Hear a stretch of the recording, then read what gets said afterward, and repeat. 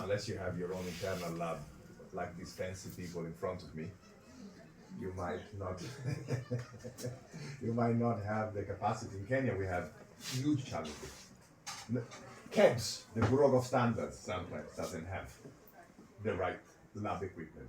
And that's a true story. Because I've seen that we have a similar outtake when you start a value chain. We do heaps of value chain analysis. And ideally, you should really understand the chemical component and the parameters before you enter a value chain. So not only you should understand the market, which luckily people are really understanding that in the NGO world. But once you understand the market, that's just not enough. You need to understand now when is your vanilla, when is your. I realized from this man yesterday, my shea butter nilotica is not what the food industry was. Yeah. And that's because of market insight, right? But then again, chemical composition can give you a lot of that understanding. Frankincense from Kenya, niche. Myrrh from Kenya, niche. Gamarabi from Kenya, niche. Why? Because of the parameters that we found out during the first months. And a lot of people miss that.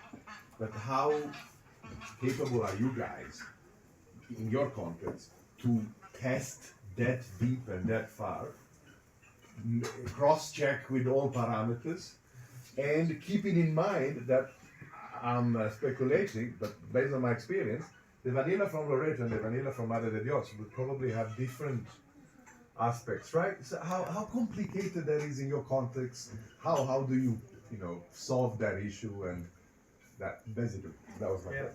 Sure. No, this is and this is just where we're gonna go to in That's what I this next part of the presentation Yes. as well.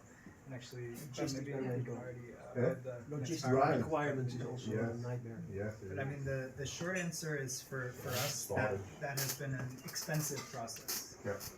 And we were discussing this the other day with Theo and DJ that in the essential oil world in particular, and with distillates in general, if we include also hydrosols, the water components that we get from, it's really important to know what you have in your oil. It's really important to know the chemical composition of your product, and that's for safety reasons for one.